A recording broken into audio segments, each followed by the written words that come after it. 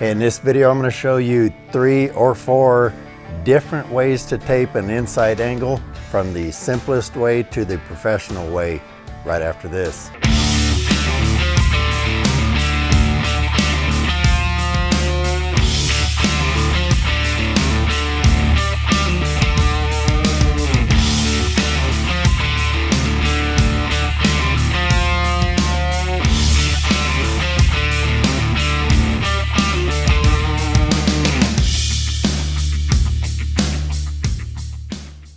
Okay, I've showed you guys how to tape recess joints and butt joints and a number of different things, but my old video about taping an inside angle, which some of you call internals, is getting kind of old, and it wasn't done the best. It was probably 5 years ago.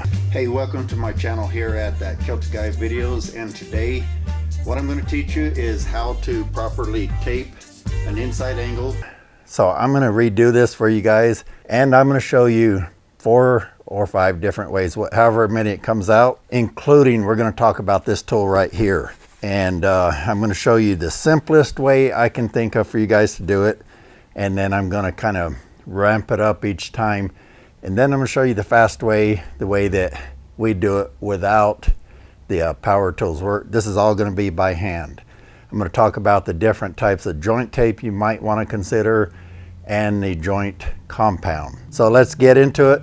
Now I'm also going to throw in a little bonus information, and I'm going to give you guys a playlist at the end of this video that's going to lead you into all of the taping and finishing videos all in a big playlist, so check that out too. Okay, the first thing let's talk about is what mud should you use, or joint compound. You can actually do this with hot mud, although I really recommend you don't. There's not really any benefit to it unless you're in a really big hurry and you're professional. So the good old all-around standby is just all-purpose mud. Now you can use the green label regular weight, or you can use the +3 lightweight. I would just go with the +3. I used to think it didn't stick quite as good, but I've done some testing and I'm convinced it's just as good as far as adhesion as the regular weight, and it's a lot easier on your arms. It weighs a lot less, so it's also easier to sand. You can use it for everything from start to finish. So that's what we're using today. Now, what should you use for joint tape? Okay, I'm sure a lot of you have heard about a number of the different types of joint tape. Like, we're going to talk about this fiberfuse right here, and we're going to talk about paper tape, and I'm going to mention the fiberglass mesh tape. But I'm also going to throw in one surprise bonus product that probably a lot of you have never heard of, and I think it would work pretty good also. It's really strong. I just used it quite a bit on a repair job here recently. So number 1, fiberfuse is a great product. And yes, it technically can be used to tape these inside angles, but I've not been real fond of it, and the main reason is I got to kind of roll over here. Once you put it into your inside angle and you're using your knife to wipe it down, it's just too easy to cut. And you can see there, it's a strong product, but it's not resistant to cuts with your knife. If I catch that just the least little bit, it cuts really easy. So for that reason, I don't really recommend it, although I think if you use this tool, it would work because it takes away that sharp inner corner. So if you want to use this and this, it should work. I don't use these because as a pro, it's slow for me. I've tried them quite a bit and I just don't find an advantage, but I think for you guys, you might like this, and we're going to try both in this video. So the number 1 preferred product for this is just good old paper tape. Now, it's still a good product. You might hear some guys saying it's old school and it's behind the times. It really isn't. It is old school, but it still works great. A lot of drywallers are still using this, and as far as taping the angles, I recommend it because of what you just saw right there. It's really easy to put into the inside angle. So let me show you again what I did. Paper tape, I'll show you a close-up picture of it. I've got some close-ups of it. It's got a crease in it, and all they did was roll a little tiny wheel down the middle, puts a little crease, and that makes it easier to fold it into a 90-degree angle. So you run it through like that. Now you've got your inside angle already shaped. That's one of the big advantages to it. It's more resistant to cutting with your joint knife, and it just works good. So that's my #1 recommendation. But I'm going to show you, like I said, a new product, and I'll show you that a little bit later. So stick around for the whole video because it's a really cool product that I think you're going to like. But the way I do it is, if I'm going to hand tape it, is basically a 6-inch knife and, you know, regular mud. Now you can use a 4-inch knife. A lot of guys like 4-inch knives, or gals. It's just really a matter of feel. I tell you guys to use a 6 a lot, because if you don't want to own a 4, a 6, an 8, a 10, a 12, 14, 16, if you want to keep the number of knives you have down, I tell people go with a 6 and a 10, or a 6, 10, and a 12. You can get a lot done with that for your general purpose of repairs and that around the house, and a lot of the finishing. But use what you got, a 4 or a 6. Now I'm going to show you the simplest way to get the mud in the corner, because honestly the way we do it is we often put it in really fast, kind of like that. Hopefully my mud's not too drippy. And that can be a little bit of a challenge for some of you. So what I'm going to recommend is you just load your mud up, and you'll see the way I load my mud. I get a dip. I want to keep the backside of my tool clean. You generally want to start with a fairly cleaned off knife. It doesn't have to be perfect. You dip it in, get a decent amount, not so much that it's trying to run off your knife all the time. You want to have mud that's slightly thinned down. You don't want it to be very thick. You can see here it runs off my knife, but it doesn't, it slowly flows off my knife, but it doesn't run off my knife. So thin it down, fairly thin. But if it's just hard to keep on your knife, you got it too thin. If you get it too thick, it's hard to wipe it all out, and you tend to leave it too thick under the angle, and it just doesn't work as well. So get it on here, and I often just kind of clean up the corners, but you just want to put some in here and apply light pressure and pull it away, and just put it in and pull it away. So let's see, I'll go a little higher because we're going to redo this a few times, a few different ways. So touch, don't push very hard, pull it away. Touch, pull it away. If you push too hard, you're going to end up putting on too thin, and it may look okay, but what can happen is it's going to dry out a little bit in between putting it on the inside the angle and wiping it down, and it may end up not sticking well. It may be thinner than you think, so it's better to have it a little too thick, because you can wipe the mud back out, but you can't magically make it thicker under your tape. So make sure you got a good layer on. You want it at least, say, 2 inches. Okay, I have shortness of breath here. You want it at least 2 inches, because the joint tape is 2 1/4 inches wide, divided in half. That's 1 1/8 inches.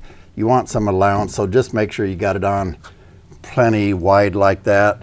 And so I'm going to go ahead and do this again. Now you want to make sure you don't run this knife in here and wipe out from right there. Say, now I just made that dry, and it's kind of hard to see even when you're standing here. So you could just leave it like that, or you could tilt your knife kind of like this. You don't want to get it too straight up and down, because if you lean it over a little bit too much, you now take it out of that side with that curve over there. So let's get it back in here. So if you want, you can lean your knife over and just go down it lightly, and it doesn't have to be perfect. Now we want to put the joint tape in.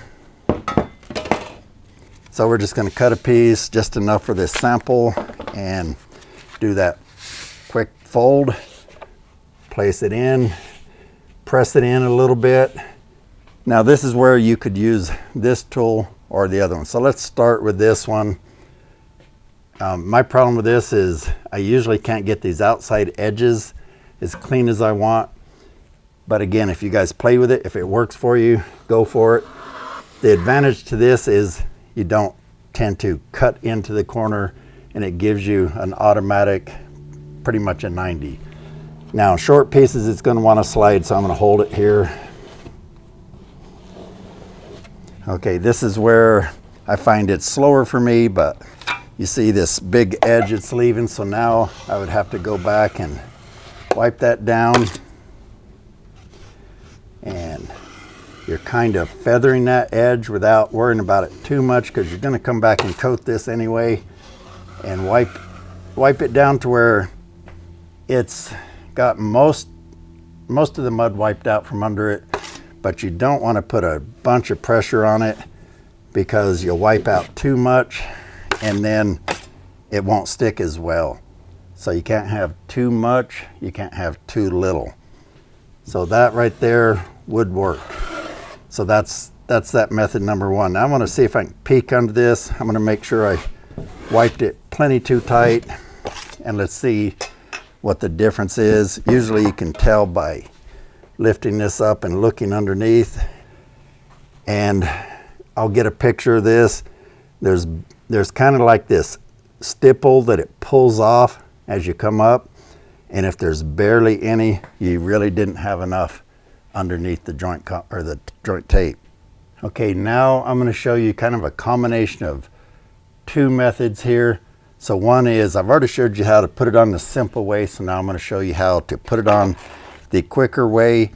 When I'm going to do that, I don't load up the whole knife all the way across the width. So what I do is I load my knife, I get a batch like this, I cut the corner off, and then I'll flip it over and cut some of that side off, so I'm not spreading it down the whole side, because I don't need to. Then you put it up in here, and you got to do this kind of quick, because the more you mess around, the more it keeps running down your blade. I just can't catch my breath anymore. So I load it up, and sometimes I do it that way too. I just kind of take it out of there by the corner. But you want it about like that. You want to put it up there at about roughly a 45, and just start coming down with fairly light pressure. See, that wasn't quite enough pressure because it's not spreading it in there well enough. And you usually got to have quite a bit on your knife. So let's just do this again. I also want to thank all of my Patreon members who are helping me put these videos out by being a Patreon member. You can join, be one of the Patreon members. You'll see a link in the description down below. And I can do the same on that side, or I can run it like this with a full knife up. It's harder for me to go that way because that's backhanded. And so I do it both ways. So I go up here and spread it in, come back, tilt my knife away a little bit so I'm not eating out that side over there, and spread it. And there's just a little void still in there, so put a little bit more. Okay, now that's the faster way to spread it. I'm also going to show you how I wipe it out with a 6.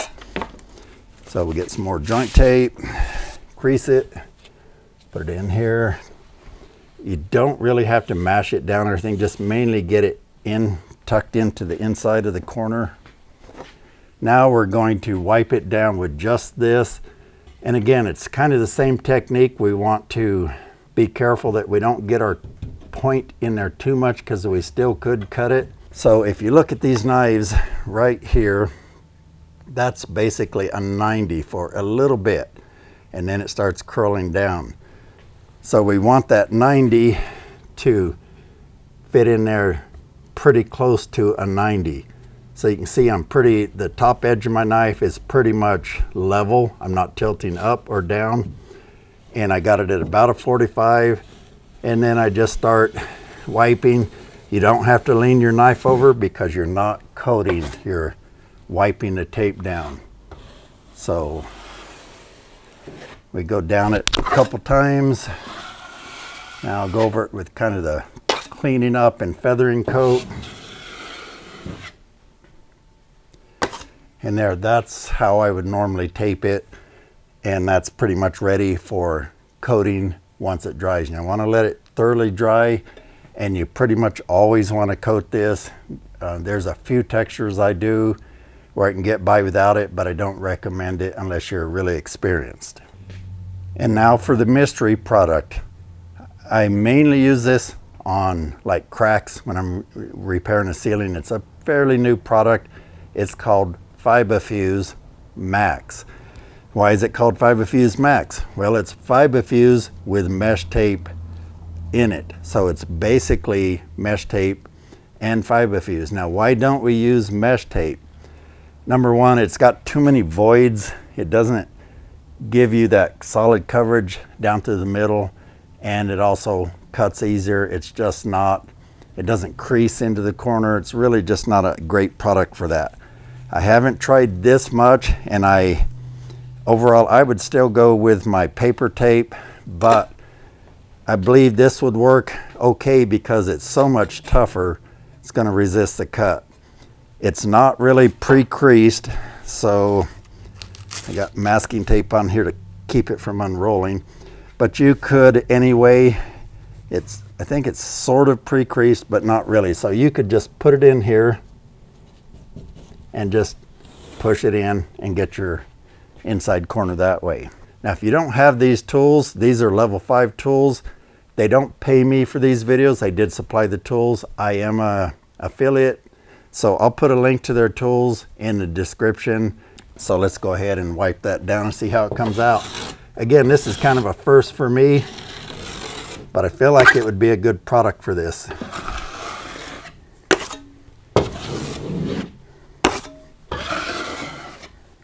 That actually feels really good. Now, you could go ahead and put a basic quick coat on this, and this is what I would do, is just put, normally you don't want to coat both sides. I cover that in a separate video.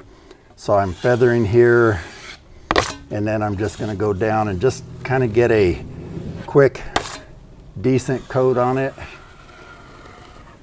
And you can see it's coated better than it was if I just taped it. And because of the nature of it, I think you could get by with that better than with paper tape even. Now, if you want to know how to coat it properly, and if you want to know how to tape recessed joints, butt joints, put on corner bead, how to coat all of that, I've got a whole playlist coming up here at the end, and you'll see that pop up right here.